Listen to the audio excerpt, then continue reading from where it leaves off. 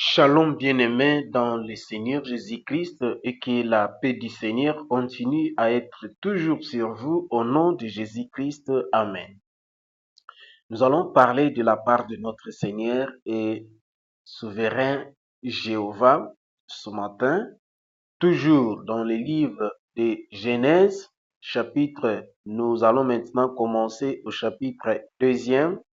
Nous prenons premier verset et deuxième verset.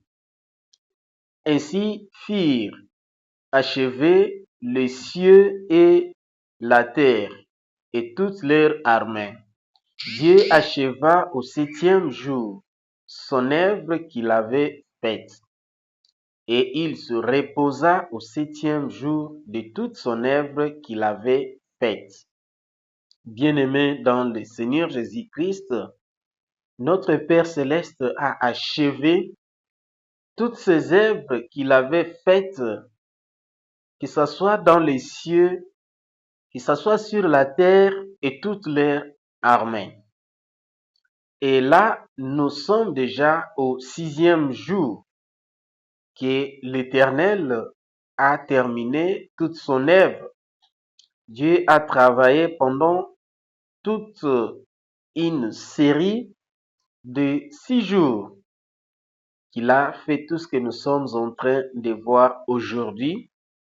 C'est comme ça que le verset premier et deuxième du chapitre deuxième du livre de Genèse est en train de nous parler de l'achèvement des cieux et de la terre avec toutes leurs armées, les cieux avec toutes leurs armées, et Dieu se reposait au septième jour de la semaine.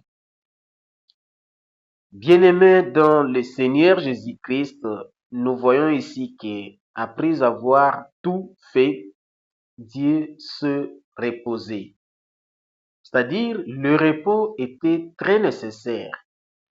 La première des choses pour notre Père Céleste, c'était dans le sens que Dieu voudrait observer très bien pendant ces jours de repos qui est le septième jour de la semaine.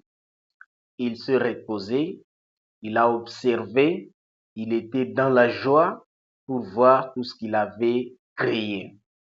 Que l'Éternel vous bénisse, qu'il vous garde et que cette parole vous aide à trouver le temps de vous reposer chaque moment de votre vie, à chaque fois que vous travaillez et vous êtes demandé de vous reposer, de regarder et d'être dans la joie. Dans notre cas, ça va nous aider à comprendre que c'est le jour où nous nous souvenons de notre Père Céleste qui nous a créés. Que l'Éternel vous bénisse. Au nom de Jésus-Christ. Amen.